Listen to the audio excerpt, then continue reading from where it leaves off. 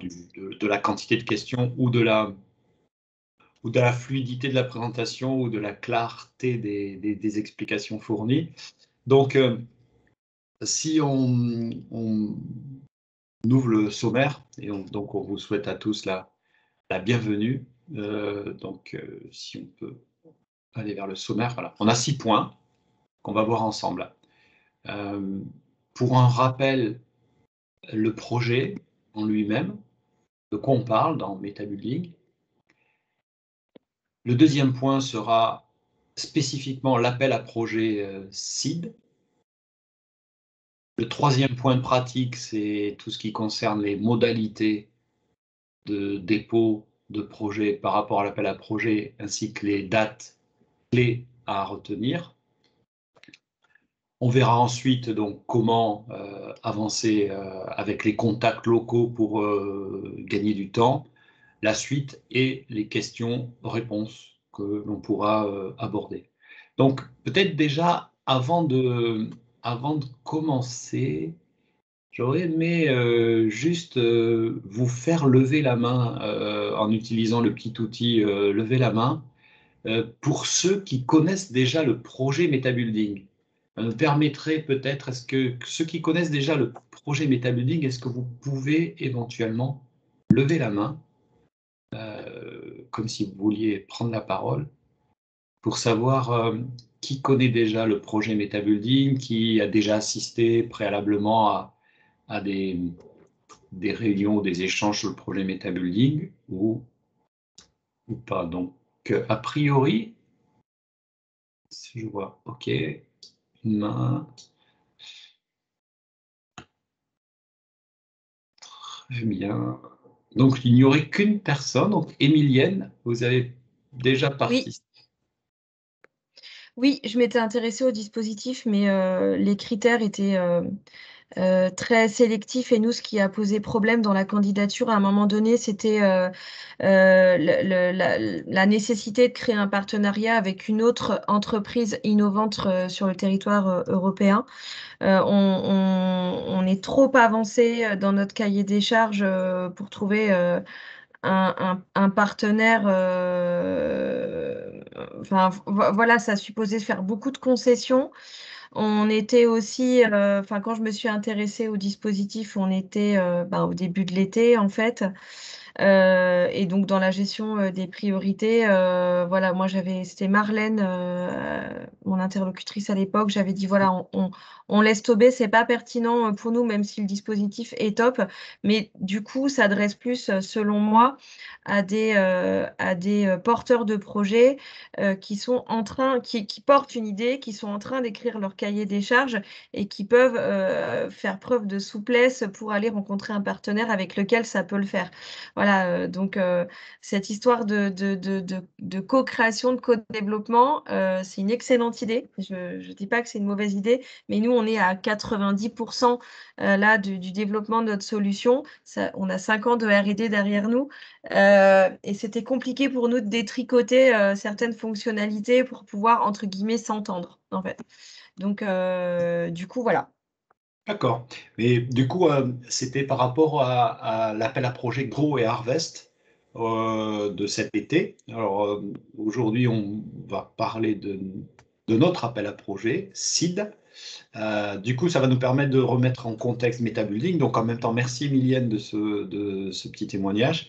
Et du coup, ça permet de comprendre que la plupart des participants ne connaissent pas ou pas bien le projet MetaBuilding. Donc, du coup, première étape de notre présentation, le projet MetaBuilding, c'est un projet européen.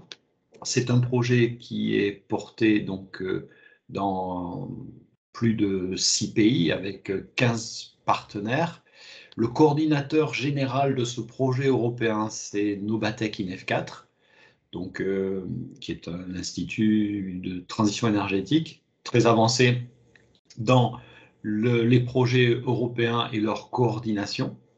Donc, vous avez la petite fiche de ce qu'est Nobatec INEF4, orienté évidemment innovation. Et parmi les partenaires du projet, pour la France, c'est le Cercle Promodule INEF4. où vous êtes connecté aujourd'hui, qui accompagne le projet pour la France. Et donc, dans le projet, par rapport à nos actions, qui sont de base la transition énergétique, environnementale et numérique du bâtiment, on travaille dans une logique juridique de fonds de dotation, c'est-à-dire qu'on est orienté juridiquement vers la logique de l'intérêt général, et nos actions doivent servir de manière globale la cause de l'intérêt général. Alors, on est partenaire du projet MetaBuilding, on a dit qu'il y avait 15 partenaires, qu'il y avait 6 pays qui participaient à ce projet. Les 6 pays qui participent à ce projet sont, au-delà de la France, l'Espagne, le Portugal, l'Italie, l'Autriche et la Hongrie. Ce sont les pays qui participent du coup à ce projet pour pouvoir amener, travailler à des actions donc d'animation, de déploiement du projet. Ah, je pense, Marlène, que ton image... Voilà. Non, tu pouvais rester à la précédente. Voilà. Donc, travailler à l'animation du projet, à son déploiement, et d'apporter le soutien, le support aux PME qui vont participer à ce projet. Puisque du coup, on va y revenir avec un petit peu plus de détails. Ce projet H2020 MetaBuilding est un projet orienté vers les PME et vers le soutien à l'innovation pour les PME, en leur apportant, sur la base de concours et donc d'appels à projets, une aide financière de l'Europe sur des aides qui peuvent leur permettre de franchir des paliers dans leur innovation. Donc ça, c'est un premier aspect du projet MetaBuilding. Donc concours, qui dit concours, dit gagnant et perdant d'une certaine manière. Malgré tout, dans MetaBuilding, il n'y a pas de perdant. Ça veut dire quoi? Ça veut dire qu'il y a 2 strates dans le projet MetaBuilding. La première, c'est effectivement donner un fonds de financement à des lauréats, à des concours qui sont structurés, encadrés par rapport au cahier des charges fixé par l'Union européenne. Et deuxièmement, de constituer la création d'une plateforme de l'innovation ouverte, une plateforme technologique, dans chacun des pays, connectée à une plateforme européenne de l'innovation ouverte, plateforme nationale dans laquelle chaque acteur, du plus petit au plus gros en termes d'entreprise, mais également du plus petit au plus gros en termes de centres technologiques, de centres d'essai, de centres de recherche, de centres d'innovation, mais également en termes de pourvoyeurs de services parce qu'on a une capacité à apporter du service sur de la propriété intellectuelle, parce qu'on a de la capacité à apporter du service sur de la certification de produits, sur des tests et des essais, etc., de pouvoir être rassemblés dans cette plateforme qui serait numérique, mais également physique, de manière à créer des interconnexions, de manière à créer des échanges, de manière à animer, à dynamiser au niveau national ces efforts de l'innovation au service du secteur de la construction. Donc voilà le cadre global. Donc retenez bien dans MetaBuilding, si on devait retenir 2 aspects du projet. Premier aspect, financer des PME sur la base de concours avec appel à projet et les aider. Deuxième étape, créer et participer à la structuration de cette plateforme nationale et européenne de l'innovation ouverte ou de l'open innovation. Donc ceci étant dit, pour le cadre et le contexte, on peut rentrer maintenant un tout petit peu plus dans les détails et passer donc à la diapo suivante, si tu veux bien, Marlène. Dans le projet de l'Union européenne, puisque tout ça est encadré par l'Union, hein, dans le projet de l'Union européenne, l'objectif de MetaBuilding, c'est de croiser les secteurs. Autrement dit, de pouvoir travailler sur de l'innovation qui serait intersectoriel au service du monde de la construction. Et pour ce faire, il y a 5 secteurs qui sont concernés. Le monde de la construction et du bâtiment qui est au centre, autour duquel gravitent 4 secteurs. La fabrication additive, les solutions fondées sur la nature, l'économie circulaire et tout ce qui relève de la numérisation et de l'industrie de la numérisation. Ça veut dire que les innovations éligibles au soutien et à l'aide dans le cadre du projet Metabuilding doivent permettre de croiser un secteur avec celui de la construction, en disant bah, moi ma spécialité c'est la fabrication additive, j'ai une idée d'innovation dans la fabrication additive qui pourrait servir le bâtiment, voilà mon idée, et éventuellement elle peut permettre d'être éligible à la participation aux appels à projets, au concours. Idem pour solutions basées sur la nature, ou économie circulaire, ou industrie numérique. Ça peut être aussi, je suis dans la fabrication additive et j'ai un projet d'industrialisation numérique ou numérisée au service du bâtiment, et c'est tout à fait possible de croiser les secteurs de cette manière. Il y a donc dans la volonté de l'Europe, effectivement, 2 actions ou 2 objectifs de l'intersectoriel, donc enrichir par le croisement des origines la potentialité à faire de l'innovation utile au secteur de la construction. Et il y a un autre aspect dont a parlé Émilienne, qui est également un objectif européen, c'est-à-dire d'être transfrontalier, de pouvoir permettre aux PME de travailler au-delà éventuellement de leur impact local, mais d'avoir des relais ou des ressources au niveau européen et de pouvoir éventuellement croiser leurs actions avec d'autres entreprises de l'Union européenne.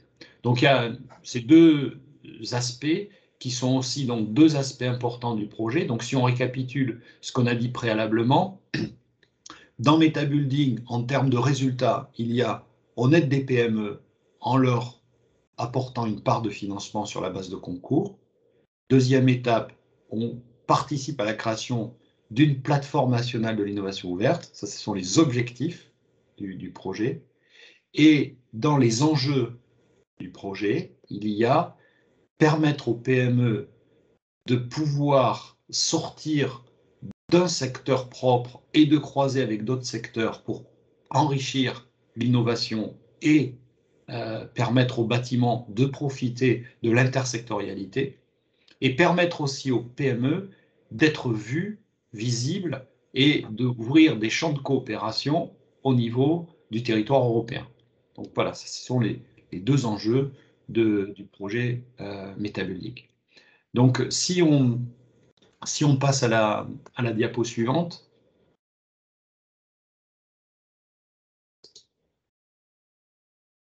Tu la vois? Oui, c'est bien, très bien. Si on passe à la diapo suivante, on va parler d'abord ici de l'aide qui est à apporter ou que le projet Metabuilding apporte. Donc on rappelle que c'est cadré par l'Union européenne, que les cahiers des charges sont de l'Union, donc ce n'est pas les porteurs du projet Metabuilding qui décident des règles, on est obligé évidemment de se soumettre à une certaine déontologie de travail, mais également à suivre un certain processus fixé par la Commission. Donc il y a prévu dans le projet 3 750 000 € qui sont dédiés aux PME, qui doivent être donnés aux PME, sur la base d'appel à projet. Il y a 2 niveaux d'appel à projet. Il y a un niveau qui s'appelle seed, voilà, comme la graine en anglais, et un autre niveau qui est le niveau Grow Harvest. Donc aujourd'hui, on est réunis pour parler de l'appel à projet seed, et il y a aussi des appels à projet Grow Harvest. On en est où dans ce projet Metabuilding? Il a donc débuté en juin 2020. Et il y a déjà eu 2 appels à projets, un seed et un gros harvest. Gros harvest qui vient de se conclure. C'est quoi la différence, du coup, entre les projets seed et gros harvest? En fait, les projets seed, c'est déjà la somme, c'est-à-dire l'aide donnée à la PME est de 5 000 € sous forme de chèque innovation. Et il est prévu, au cours des 2 appels à projets seed, de pouvoir distribuer 60 chèques innovation. Donc 60 chèques de 5 000 € aux entreprises lauréates des appels à projets, venant principalement des 6 pays constituant l'écosystème du projet MetaBuilding. Ça, c'est donc pour seed et on va en reparler puisqu'on est là pour parler de seed. Il y a ensuite un autre niveau d'appel à projet, c'est celui auquel faisait référence Emilienne, qui est gros harvest. Donc cette fois-ci, le montant est de 60 000 € sur le projet. 60 000 € qui sont donc donnés, c'est des subventions, hein, ce ne sont pas des avances remboursables, ce ne sont pas des prises de capital dans vos structures, etc. C'est 60 000 € qui sont donnés pour votre trésorerie par rapport au projet. La différence entre seed et gros harvest, au-delà dans un cas c'est 5 000, dans l'autre c'est 60 000, c'est que dans un cas seed, c'est une PME qui met en avant une idée, un projet ou des opportunités d'innovation et qui a besoin d'un petit coup de pouce pour finaliser une action, pour aller rechercher une aide qui pourrait lui permettre d'avancer dans son projet. Et donc là, on parle effectivement de appel à projet seed. Chèque innovation, 5 000 €. Dans Grow et Harvest, on est sur une logique de projet collaboratif, et c'est ce dont parlait Emilienne. Dans Grow et Harvest, il est mis dans le cahier des charges que ce sont des projets qui sont financés cette fois-ci, et pas une entreprise. Et dans le projet, il y a une règle qui veut que ce projet soit collaboratif. Il faut donc au moins 2 PME qui soient impliquées dans le projet, au minimum. Et il faut qu'il soit transfrontalier, c'est-à-dire que ce serait bien qu'une des PME ne soit pas du même pays que la PME qui porte le projet. Sachant que être d'un pays différent ou ne pas être d'un pays différent n'est pas rédhibitoire pour postuler. Simplement, si les 2 PME sont du même pays, au niveau de l'évaluation par le jury, la note finale sera pondérée d'un petit malus par rapport à transfrontalier ou pas transfrontalier. Voilà. Donc ça, c'est pour Grow et Harvest. On l'a abordé ici parce que ça fait partie du projet MetaBuilding, mais nous, aujourd'hui, on est là pour parler de seed, c'est-à-dire la partie qui est à gauche, une PME qui a une idée, un sujet, un projet, et qui va postuler pour présenter cette idée, ce projet, pour dire j'ai besoin de ce chèque innovation de 5 000 € qui va être utilisé avec telle structure, qui va m'aider à franchir un dernier palier ou au contraire amorcer une étape dans mon projet. Donc voilà à peu près les grands axes structurants de l'aide aux entreprises. Donc un premier seed a déjà eu lieu, on y reviendra tout à l'heure. Un gros harvest a déjà eu lieu, il est en cours, les jurys se sont réunis et il y aura les lauréats qui seront annoncés pour ce gros harvest à la fin du mois.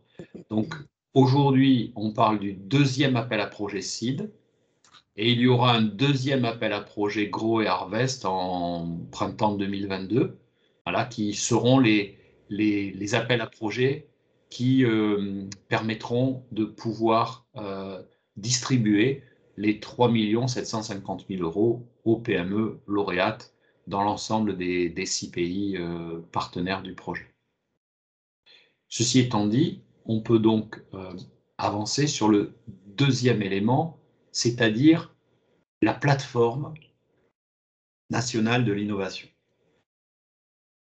Vous avez ici pour la France représenté de manière non exhaustive évidemment la façon dont le secteur de la construction est porté avec des acteurs qui sont plus ou moins connectés directement ou indirectement à l'innovation. Du coup, on y trouve effectivement un certain nombre d'éléments, soit d'origine institutionnelle ou gouvernementale, avec des entités publiques, des structures à but non lucratif, mais qui ont des actions très impactantes sur le bâtiment. On pense à l'ADEME, à l'AQC, on pense aussi à Bercy et la Direction générale des entreprises qui poussent ces éléments. On a les fournisseurs d'énergie, on a les centres technologiques qui peuvent aussi être des éléments importants. On a les organismes de certification. On a toutes les associations qui portent différentes thématiques, que ce soit pour les entreprises, pour les industries, pour les entreprises d'exécution du secteur du bâtiment, comme la CAPEB, la FFB, entre autres, mais toutes celles qui représentent l'ingénierie et la maîtrise d'œuvre.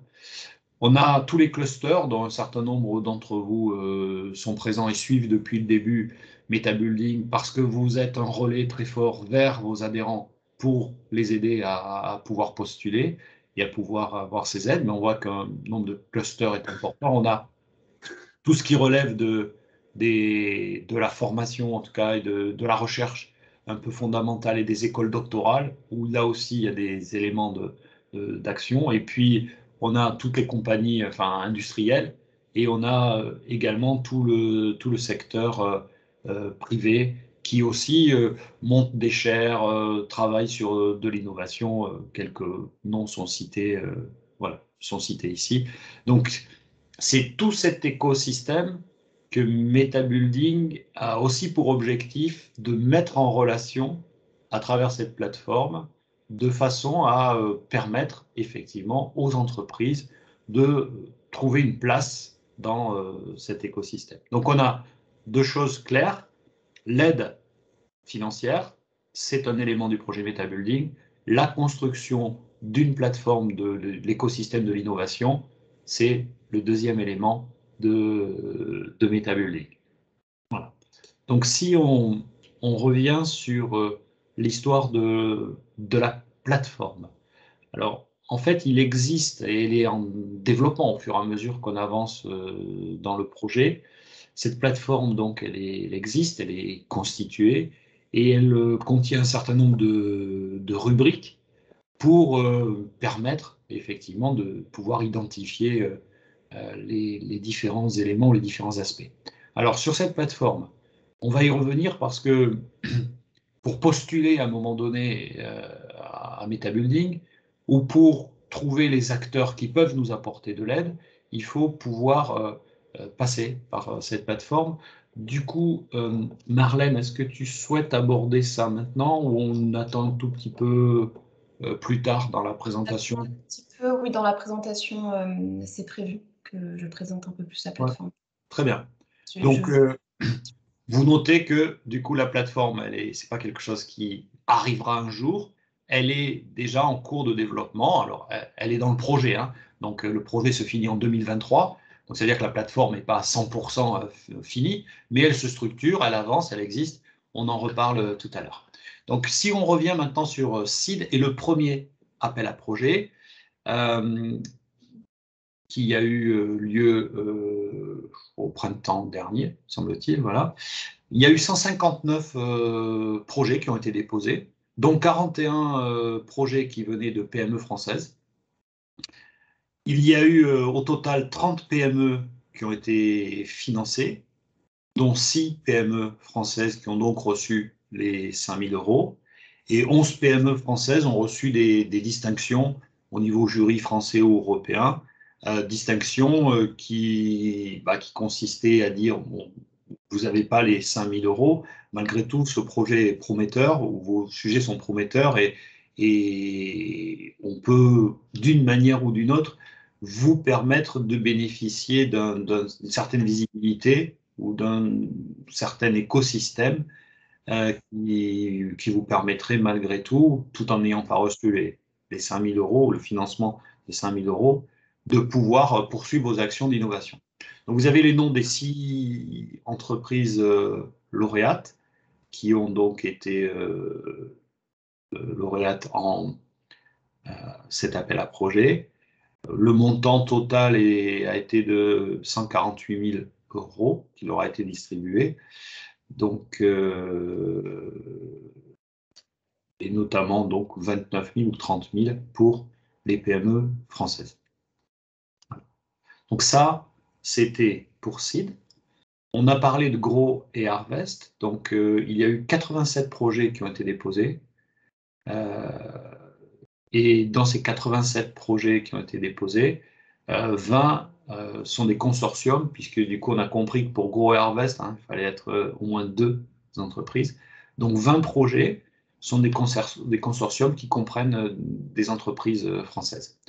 Donc, il y a une bonne réponse de la France et des entreprises que vous êtes sur le projet MetaBuilding. Et du coup, on essaie et on espère continuer d'entretenir cette dynamique. Donc voilà pour l'histoire. Du coup, maintenant, quand on rentre plus précisément dans l'appel à projet Seed, de quoi on parle dans l'appel à projet? Mais je me doute. Dans l'appel à projet Seed, du coup, l'objectif, c'est motiver l'innovation. Donc, l'objectif, c'est de l'idée au projet, de l'idée au marché. C'est comment on peut arriver à être en mesure de franchir un palier par rapport à une idée ou par rapport à une proximité de marché, mais sur lequel on a un blocage. Donc, c'est l'objectif de ce petit coup de pouce, chèque innovation. Aider à franchir une étape ou à franchir un palier. Donc, ça peut concerner des aspects techniques en lien avec la propriété intellectuelle pour démarrer un projet. Ça peut concerner des aspects techniques, économiques ou de propriété intellectuelle en cours d'un projet. Ça peut aussi permettre, ce chèque innovation, d'aider à une prise de décision pour dire je lance ou je poursuis les actions qui restent pour aller jusqu'au bout. Voilà. C'est l'idée du périmètre de l'appel à projet de Grow et Harvest. Si on revient sur les... Donc, passer la diapo suivante. Dans les 6 lauréats de l'appel à projet Seed français, il est intéressant de noter que 4 d'entre eux se sont positionnés ensuite dans l'appel à projet Grow et Harvest. Donc c'est assez intéressant parce que finalement, on voit que cette aide de 5 000 € leur a permis de franchir des paliers et leur a aussi permis de faire de la connexion, puisqu'on a pu découvrir que dans certains projets Grow et Harvest, des entreprises qui avaient été lauréates du Seed, qui ne se connaissaient pas avant, mais qui se sont découvertes par l'animation qu'on a pu mettre dans la suite des résultats de l'appel à projet, ont trouvé des points communs pour pouvoir construire quelque chose et répondre à l'appel à projet Grow Harvest. C'est pour ça qu'il y a aussi un décalage entre Seed et Grow et Harvest. C'est aussi pour permettre aux entreprises lauréates de Seed éventuellement de postuler plus tard pour Grow et Harvest. C'est un élément important.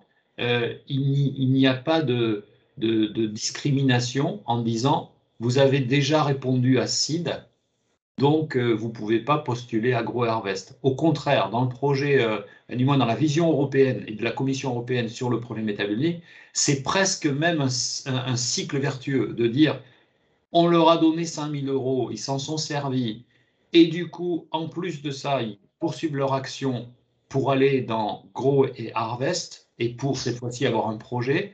Ça trace la route, sachant que la règle fixée par la Commission européenne, c'est qu'en termes d'aide totale sur le projet MetaBuilding, une entreprise, PME, ne pourra pas recevoir directement dans sa trésorerie plus de 60 000 € de soutien financier.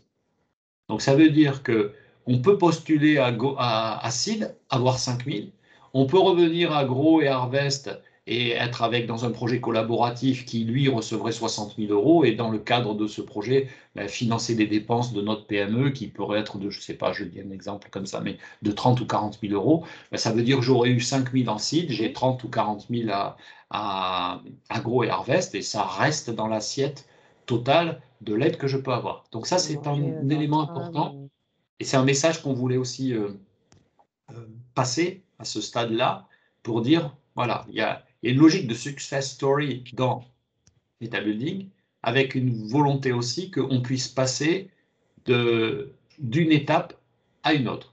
Et vous voyez que les vainqueurs du projet MetaBuilding, Seed, en tout cas les lauréats, arrivent d'horizons divers. Hein. Il y avait logique de économie circulaire et plateforme digitale, accompagnement de travaux en copropriété, structure intéressante pour renouveler ou pour travailler sur la réduction des déchets lors de changements dans les bâtiments tertiaires d'occupants des locaux. Voilà.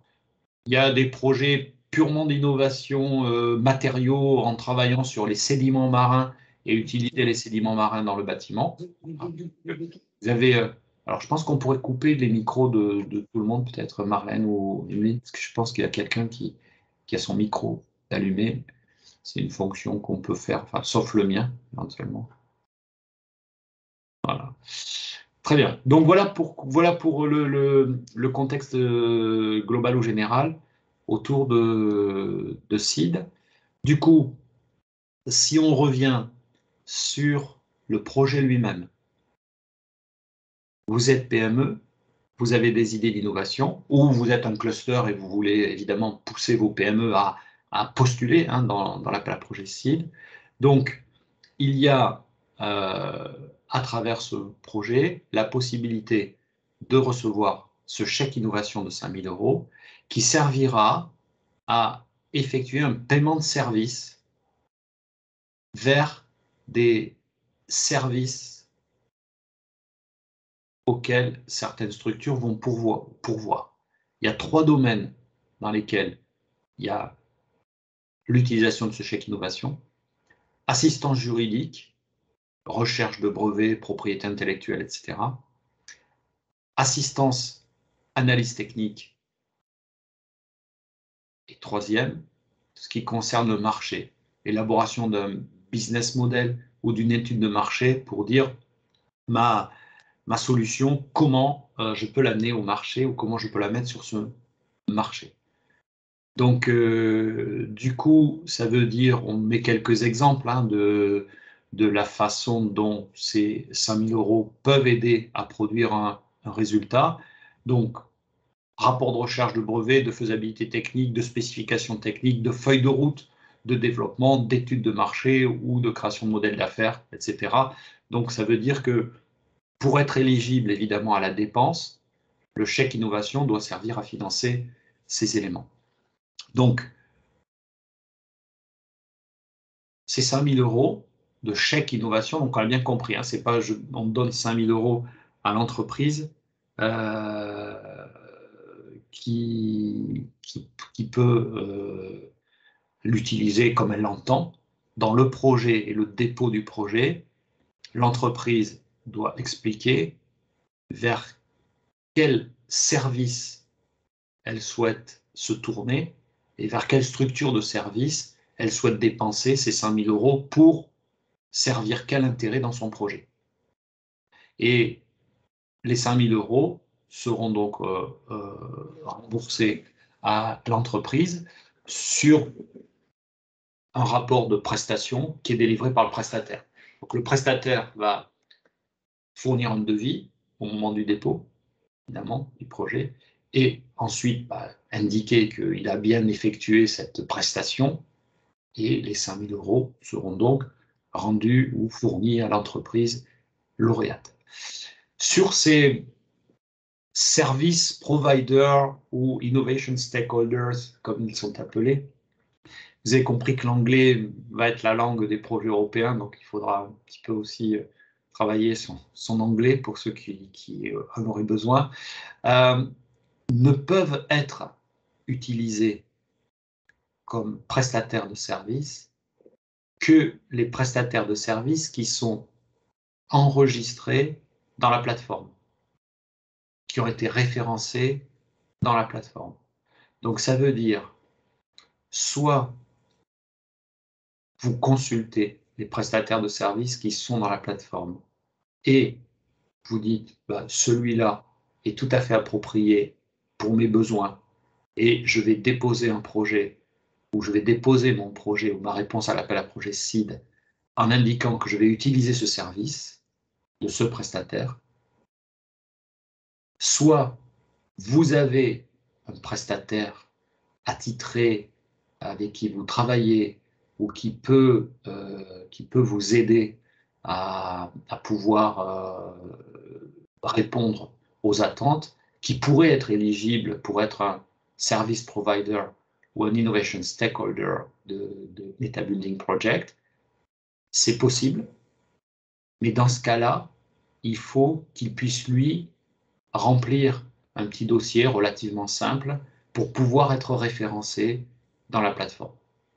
Donc, vous pourriez arriver avec votre prestataire, dès lors qu'il répond au périmètre de service à rendre, évidemment, et par rapport à ça, et par rapport à ce prestataire, vous pourriez l'utiliser et dépenser les 5 000 € du chèque innovation, dès lors qu'il est référencé dans la plateforme, et étant référencé dans la plateforme, il peut l'être parce qu'il y est déjà, ou parce que, pour les besoins du projet, et également pour figurer finalement dans cette plateforme, on l'a dit, qui est l'objectif final du projet Meta Building, qu'il y soit référencé.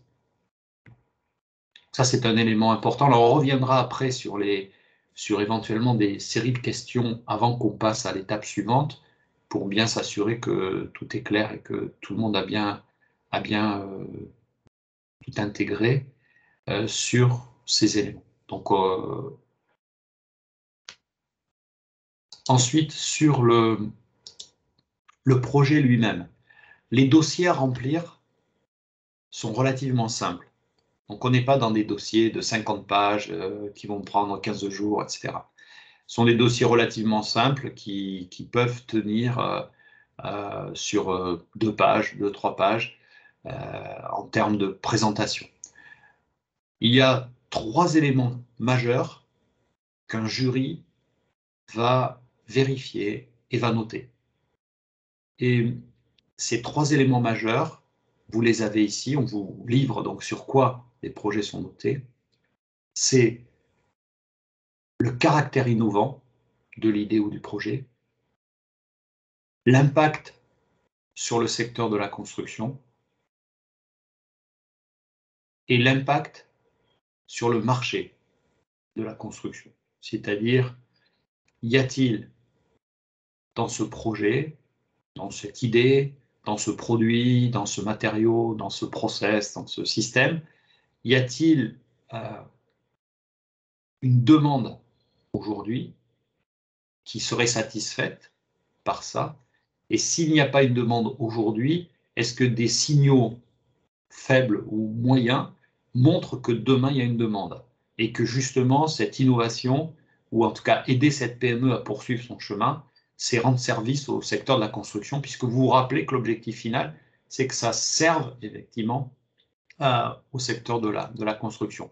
Donc, sur ces 3 items, vous vous doutez bien que dans votre dossier de candidature, il faudra être très synthétique et très punchy sur ces 3 items. On l'a vu dans le premier appel à projet SEED, pour les jurys, des dossiers étaient remplis administrativement, convenablement, mais n'étaient pas suffisamment attractifs pour qu'un jury puisse dire ah oui, c'est intéressant, oula, c'est innovant, c'est génial.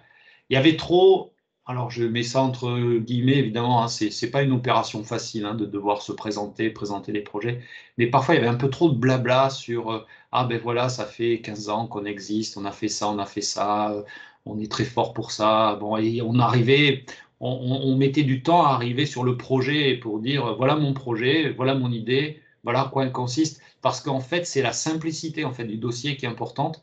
Mais dans cette simplicité, il faut qu'il y ait ce côté punchy. Et dites-vous que les jurys vont lire plusieurs dossiers de plusieurs pays et que du coup, plus c'est long pour arriver au résultat et plus ça peut les décourager s'ils doivent défricher pour comprendre exactement en quoi c'est innovant. Euh, voilà, ça risque d'être perturbant. Donc, retenez bien, il y a trois items majeurs. Le caractère innovant, l'impact sur le secteur de la construction, l'impact sur le marché. Et sur ces trois items qu'il faut que dans votre dossier, vous puissiez répondre de manière très précise et synthétique. Et comme on l'a dit, les dossiers sont simples, ça tient en 2-3 paragraphes, ce n'est pas 40 pages pour montrer que c'est très bien. 2-3 paragraphes doivent être suffisamment percutants et pertinents pour dire ça c'est innovant, ça n'existe pas, ou ça existe mais c'est pas déployé parce qu'il manque tel et tel élément, et ça, ces éléments-là, c'est ce sur quoi je travaille. Voilà. Donc du coup, il faut vraiment bien que vous intégriez ça pour ne pas perdre de temps et pas finalement remplir un dossier qui pourrait être administrativement éligible, mais qui malheureusement pourrait passer à côté de l'idée que vous portez.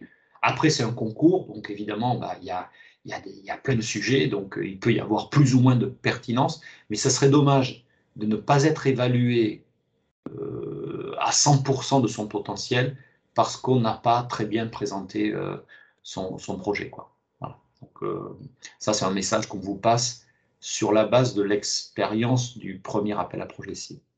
Ensuite, il y a une sorte de note éliminatoire. Chaque item est noté sur 5 avec un coefficient pondérateur qui fait une note finale. Et chaque jury, donc pour chaque item, met un commentaire en regard de la note. Si on n'a pas 3 sur 5 sur chacun des 3 critères, le projet ne pourra pas être éligible. Voilà. Avant qu'on aborde les modalités de dépôt des projets, les dates clés, sur ce qu'on vient de dire, y a-t-il déjà des questions que vous vous posez sur lesquelles on pourrait repréciser, clarifier ou apporter un élément?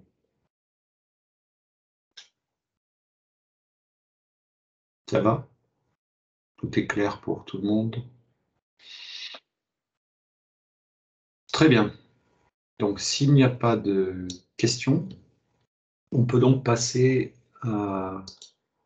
aux modalités et aux dates clés, dépôt de projet. Alors, est-ce que, je sais pas, je vois que Colline est avec nous.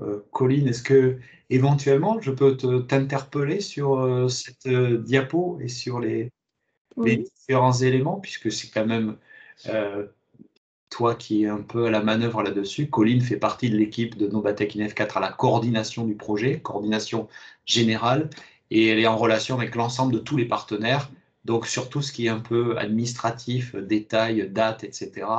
Voilà, Colline est bien au fait. Donc si tu veux, je te prends un peu comme ça au dépourvu, mais je pense que ça ne pose pas de problème pour toi, si tu veux nous commenter cet élément.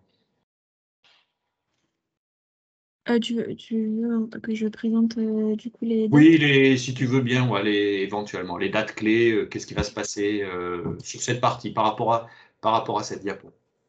Ok. Donc déjà, bonjour à tous. Et donc, le second site call a été publié fin octobre par la Commission sur le portail de la Commission européenne. Il est ouvert depuis le 2 novembre pour le dépôt des candidatures en ligne sur Google Grants, qui est la plateforme utilisée pour les dépôts des candidatures en ligne. Il fermera fin janvier 2022, donc le 26 janvier 2022, et ensuite il y aura une période de 2 mois pour l'évaluation avant la communication des résultats. Et ensuite, on peut voir sur le diagramme à gauche la procédure pour le dépôt des candidatures. Donc, comme j'ai dit, les candidatures sont à déposer en ligne sur la plateforme Good Grants. Une fois déposées, une fois que tous les éléments nécessaires ont été téléchargés, vous allez recevoir une confirmation par mail. Et ensuite, donc, les résultats fin mars 2022. Et il y aura, après les résultats, les candidats qui ont reçu, qui seront financés, auront 2 mois pour mettre en œuvre le projet qui a été proposé. Et il y aura, après la mise en œuvre du projet, des questionnaires et des reportings qui seront à compléter pour assurer un suivi de la mise en œuvre des projets. Très bien. Merci, Colline. Vous avez noté que c'est bien, il y a une petite coquille hein, dans le texte, c'est le 25 mai 2022. Oui, voilà. C'est ça. Donc, je pense que Swazik avait posé une question dans le chat pour demander, donc c'est bien le 25 mai 2022. Donc voilà les grandes étapes. Donc ça veut dire que là on est au démarrage. Hein. Il y a jusqu'au 26 janvier pour déposer ces projets, mais comme d'habitude, on vous encourage à pouvoir, donc pour les clusters par exemple qui sont avec nous aujourd'hui, à communiquer très tôt et régulièrement vers vos adhérents, parce que finalement on s'aperçoit que bon, c'est un peu humain ça, que la précipitation des dépôts des dossiers se fait entre le 23 et le 26 janvier. Quoi. Ça va se faire entre le 23 et le 6 janvier. Or, le problème, c'est que on est là pour vous aider un tout petit peu. On reviendra tout à l'heure sur la partie contact. Notamment pour être sûr que vous avez bien rempli les dossiers, qu'il y a bien toutes les pièces qui sont demandées, et de façon à ce que votre dossier ne soit pas rejeté bêtement pour des questions purement administratives, puisqu'on est quand même dans des règles fixées de droit de l'Union européenne. Donc ça veut dire qu'il y a un certain nombre de choses sur lesquelles on ne peut pas passer. Et c'est pas juste nous, c'est pas juste un concours interne où on dit bon, c'est pas grave, on le connaît, on lui demandera le papier après. On est vraiment sur quelque chose qui correspond presque à la logique même des marchés publics, hein, pour faire l'équivalent avec la France. Donc il y a une date de clôture, il y a des pièces fondamentales, si elles n'y sont pas, c'est rédhibitoire. Donc là aussi, il y a besoin d'un tout petit peu de rigueur. On sait que c'est pas toujours facile quand on est une PME, on a le nez dans le guidon, on avance au quotidien en étant partout à la fois. Mais faites bien attention, et c'est pour ça qu'il y a un tel délai volontairement entre novembre, décembre et janvier. Il y a 3 mois pour pouvoir déposer sa candidature. Donc, n'attendez pas le 20 janvier pour le faire, parce qu'on ne pourra pas vous aider après. C'est ça le truc dommage. Et bon, vous pourriez passer à côté d'une opportunité alors que vous avez fait ce qu'il fallait pour éventuellement remplir votre dossier, mais pas suffisamment complètement ou pas avec tous les éléments. Donc merci Colline pour cet élément. Du coup, on peut passer à l'étape suivante sur comment on remplit et du moins dépose un projet sur la plateforme. Et donc, Marlène, si tu veux bien, c'est sur cette partie-là qu'on va te laisser nous fournir quelques explications. Alors, est-ce que vous voyez bien cette fois le site MetaBuilding? Oui. Très bien.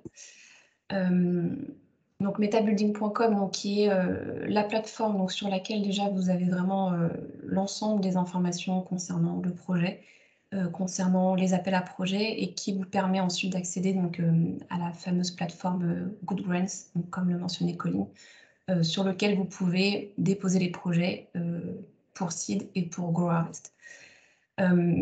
Donc, vous arrivez sur cette page d'accueil. Les appels à projets se trouvent ici. Donc, vous avez le seed et le grow harvest call. Donc, tout simplement, vous cliquez sur le seed call. La première étape pour déposer un projet, bien sûr, c'est d'être identifié sur la plateforme. Donc, pour ça, vous avez la possibilité soit de vous connecter si vous avez déjà un compte, soit d'en créer un. C'est rapide, hein, mais ce sera voilà, obligatoire pour pouvoir accéder derrière aux modalités de dépôt des projets.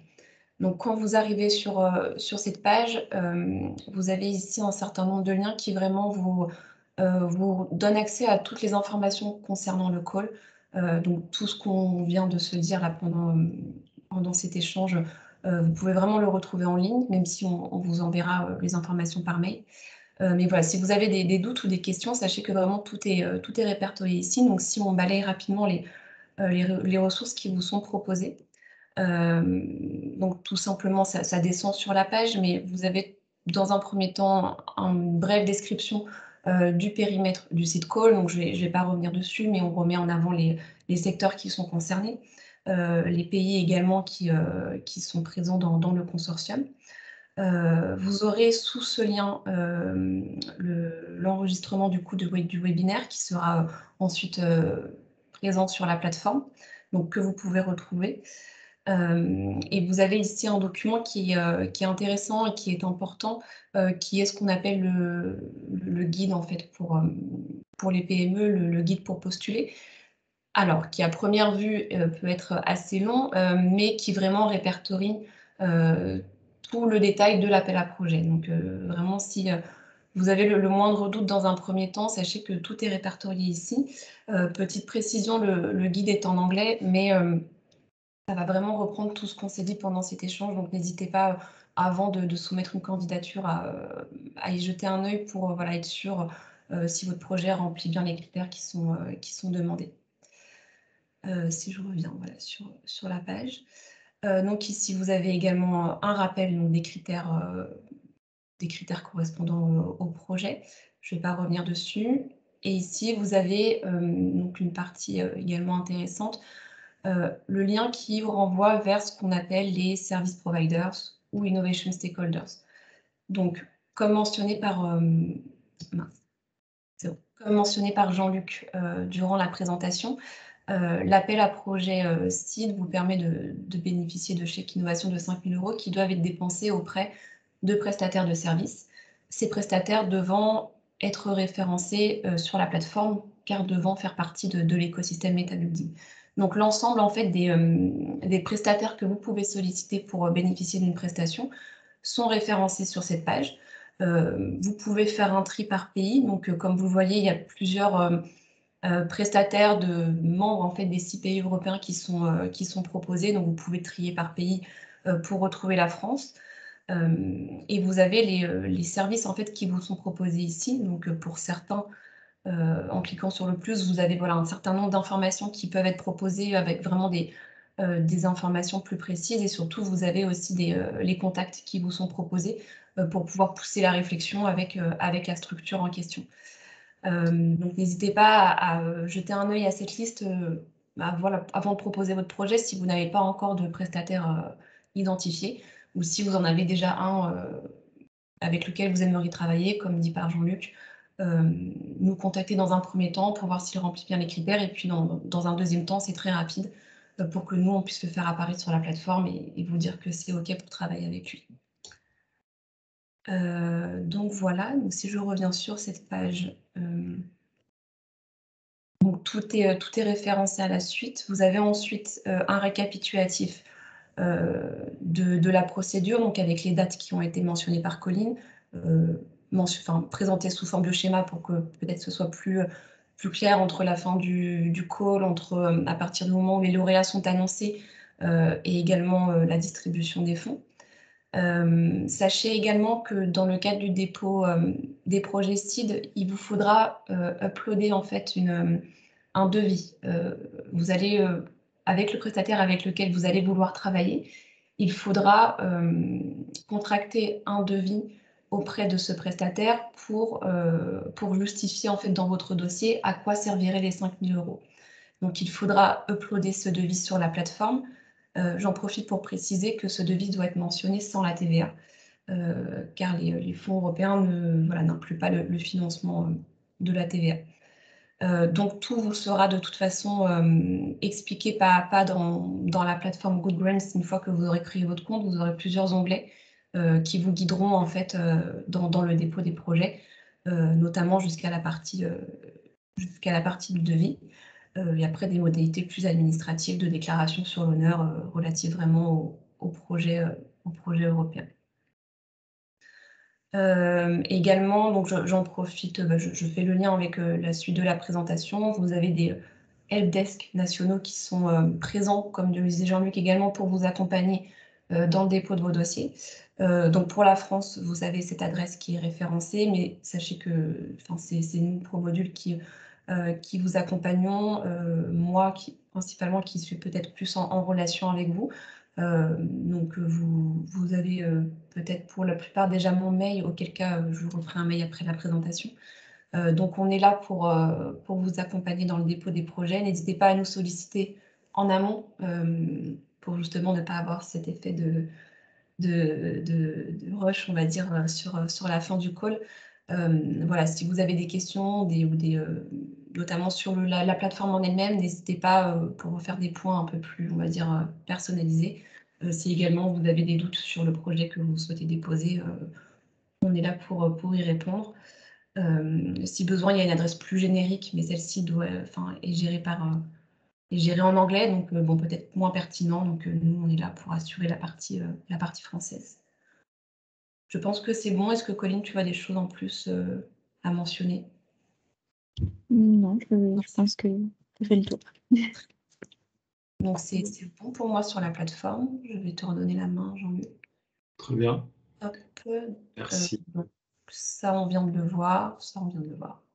Voilà. Et sur les contacts, alors avant d'arriver sur les contacts où on va recommenter, est-ce que même étape sur la plateforme, y a-t-il des petits questionnements sans peut-être rentrer dans le niveau de détail si vous n'avez pas été sur la plateforme, c'est compliqué de deviner des questions. Y a-t-il des interrogations, des questions sur ce qui vient d'être dit qu'on pourrait clarifier, le cas échéant?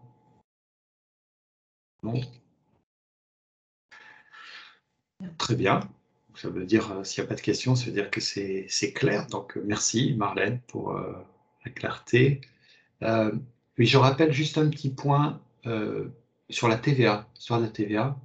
Alors, quand on dit doit être présenté hors TVA, en fait, ça veut dire que votre prestataire, il présentera évidemment la TVA, vous devez la régler, mais sur la TVA, vous la récupérez. Du coup, l'Europe ne finance pas fiscalement une TVA qui va être récupérée. Donc, ça veut dire que la prestation devrait être hors taxe de 5 000 €, sur laquelle il y aurait 1 000 € de TVA, évidemment, et vous recevriez pas 6 000, mais 5 000. Voilà. Après, si c'est moins, si c'est une prestation de 3 000, ça marche, hein, bien entendu. Si c'est une prestation de 15 000,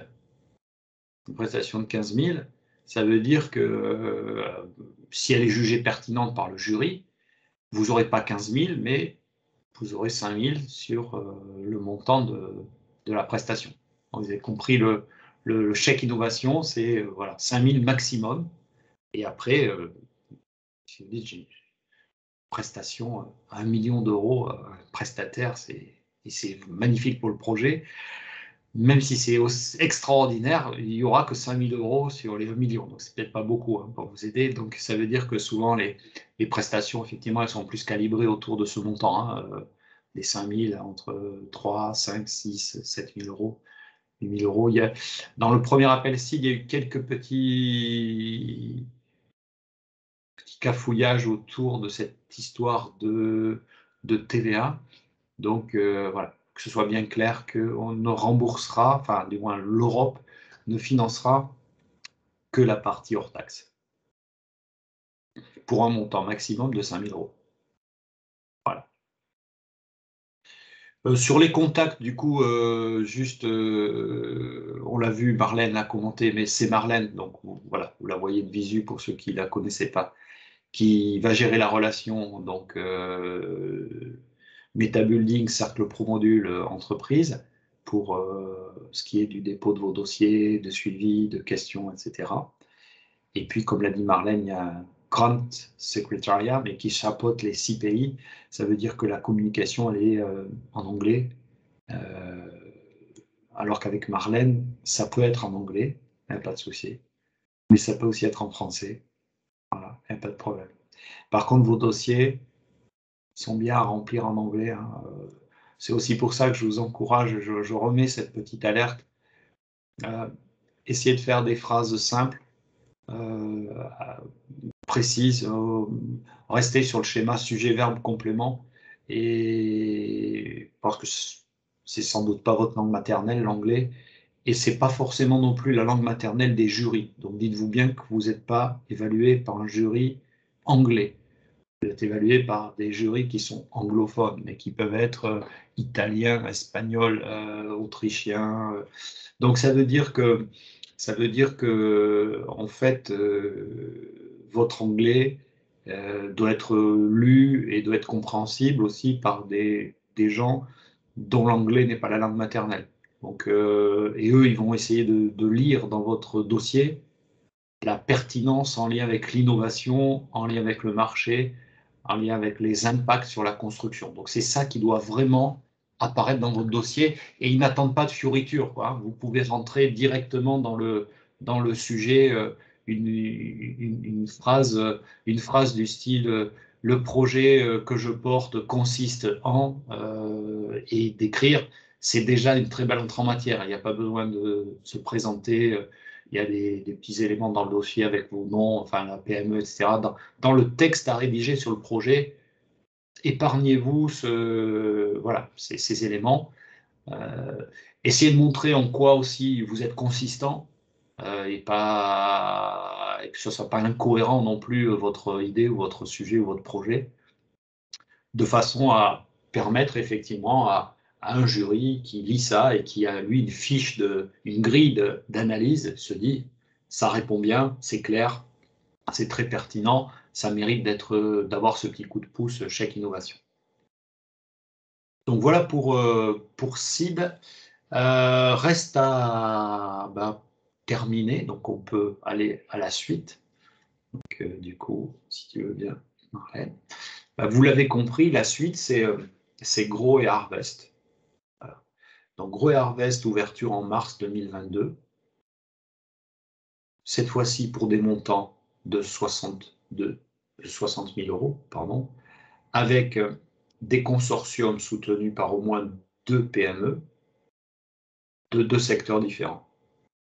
C'est pas rédhibitoire si elles sont du même pays, mais l'évaluation finale est légèrement pénalisée par rapport à un projet qui serait transsectoriel et transfrontalier. Puisque la règle numéro 1, c'est que ce soit transfrontalier, mais si c'est du même pays, il n'y a pas d'élimination,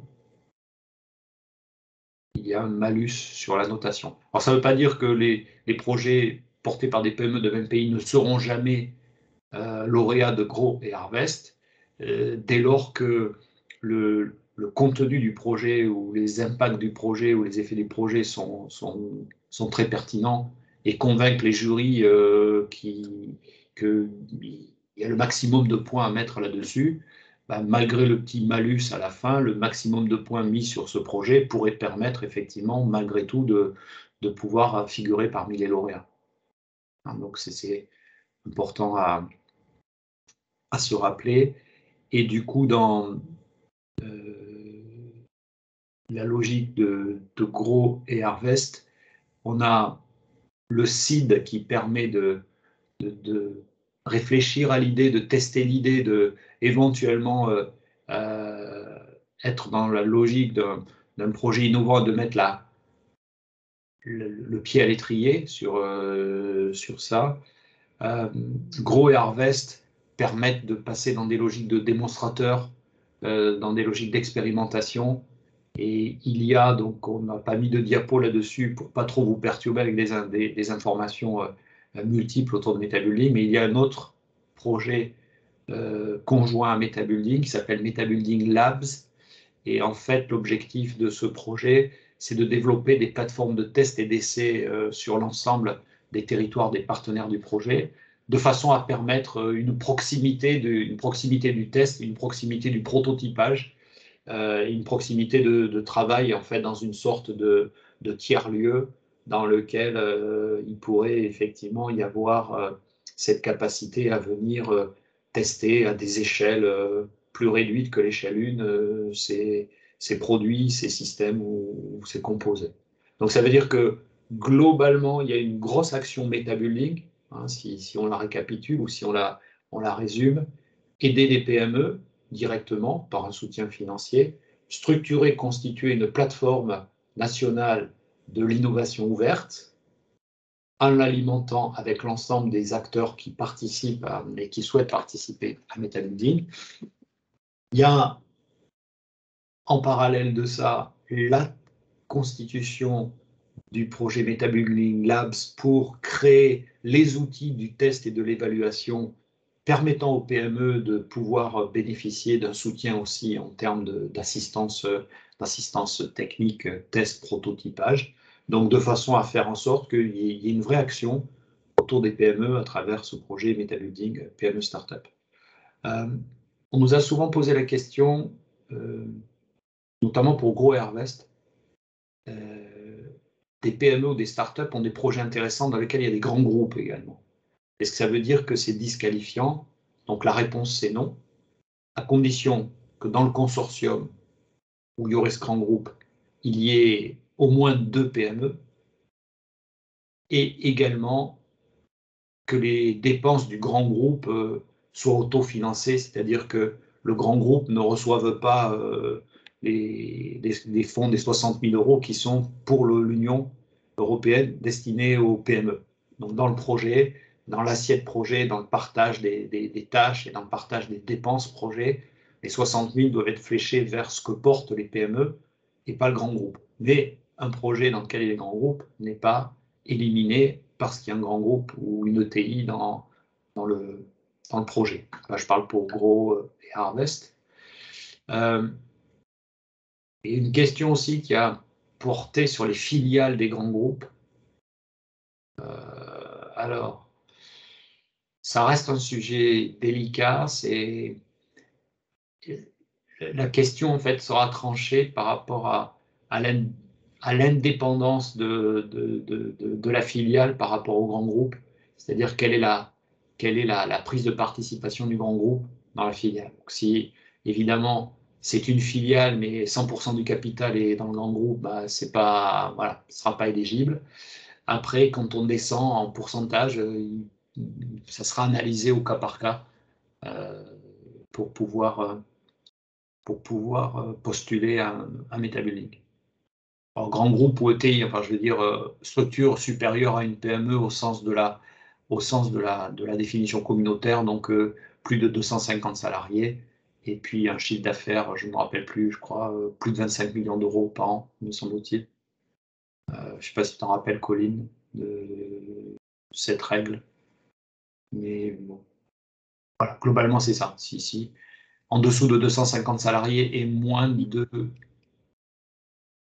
Désolée, j'avais un problème avec mon ordinateur. Je cherche. Oui, très bien. C'est juste pour le moins 2, il me semble, je ne sais pas, j'avais un chiffre assez élevé quand même. Hein,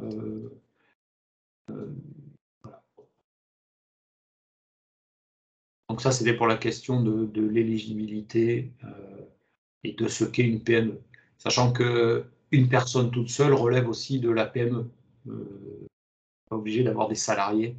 Aussi, pour être PME, peut aussi éventuellement répondre ou postuler. Après, ce qui sera mesuré par le jury, puisque vous comprenez que c'est de l'argent public qui va être donné, c'est quelle est la capacité de cette personne toute seule à faire vivre son histoire. S'il y a des risques potentiels que l'histoire n'aille pas au bout, ou qu'il n'y ait pas de garantie que l'histoire peut aller au bout, il y aura un petit frein à vouloir donner cet argent public.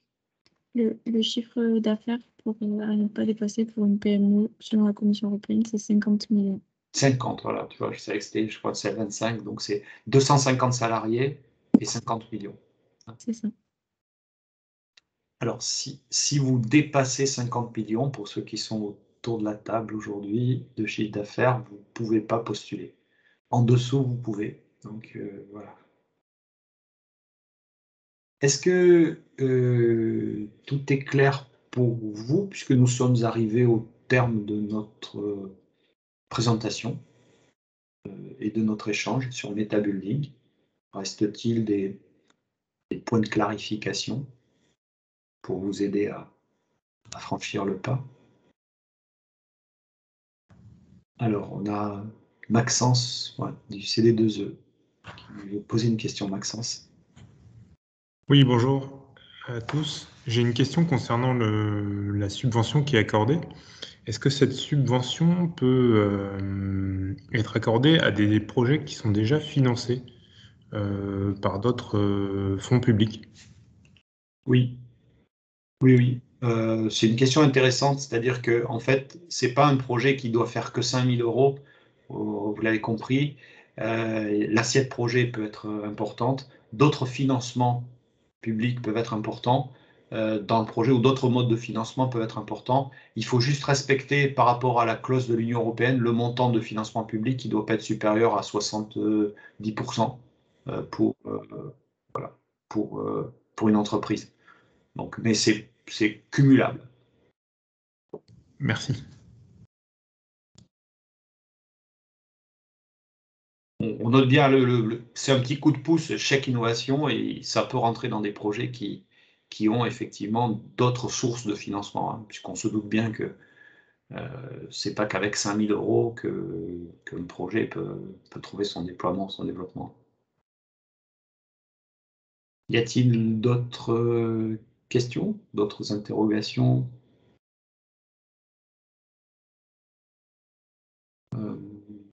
Bon, très bien.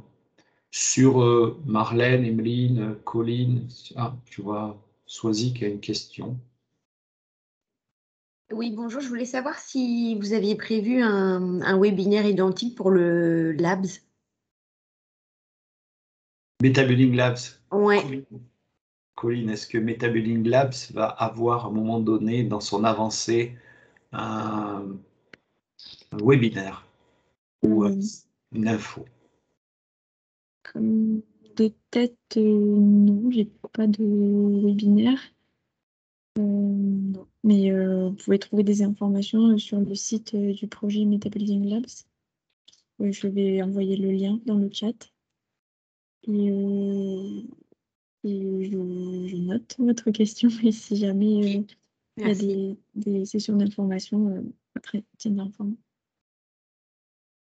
À un moment donné, il y aura une communication sur MetaBuilding Labs, effectivement. Je pense que c'est quand le projet aura aussi été plus mature en avancée ou en structuration, puisque MetaBuilding Labs va durer plus longtemps que MetaBuilding s'arrête en juin 2023. MetaBuilding Labs continue encore un peu. Hein. Oui, MetaBuilding Labs, c'est 5 ans. Voilà. Donc il y aura, c'est le début un peu de MetaBuilding Labs, donc il y aura évidemment des communications qui se feront sur ça. Très bien. Marlène, Emeline, Colline, sur les questions qui ont pu s'être posées jusqu'à présent sur les différentes PME qui participaient. Y a-t-il un ou deux points que vous souhaitez mettre en évidence aussi pour finaliser ou clarifier, ou pour anticiper des questions qui pourraient venir? Là, rien de plus de mon côté. Je n'en vois pas non plus, mais Non, on a été assez complet. Après, on est à la dispo de tout le monde. S'il y a des questions qui viennent plus tard, il n'y a pas de souci. très bien. Merci beaucoup. On va passer une question sur disposer disposer du replay. Je pense le replay sera mis sur la plateforme, donc il n'y a pas de souci. Hein. Vous pourrez le diffuser, vous pourrez communiquer dans vos entreprises. Donc, nous, on va continuer. Donc, n'hésitez pas à vous connecter sur aussi Cercle Pro Module inf4.com sur notre site, sur nos réseaux sociaux, Twitter, LinkedIn, parce qu'on y communique très régulièrement. On a notre newsletter mensuelle aussi. Si vous ne la recevez pas, envoyez un petit message à Marlène pour demander d'être inscrit dans l'envoi, puisqu'on communique aussi très, très régulièrement sur les avancées, les évolutions, etc. etc. Donc, voilà, pour conclure. S'il n'y a plus rien à dire, nous concluons donc même en avance par rapport au temps fixé, donc c'est très bien. Vous avez tous plein d'activités, donc tout le monde va pouvoir retourner à ses activités ou peut-être aller déjeuner pour certains. Mais on vous souhaite donc à tous une bonne fin de journée. Merci Marlène, Colline et Emeline pour avoir accompagné cette présentation. Et merci à vous tous de vous être connectés. Et n'hésitez pas donc à revenir vers nous pour d'autres éléments d'information au fur et à mesure de vos besoins ou de vos nécessités. Merci à tous et bonne journée. Merci, bonne journée. Merci beaucoup, bonne journée.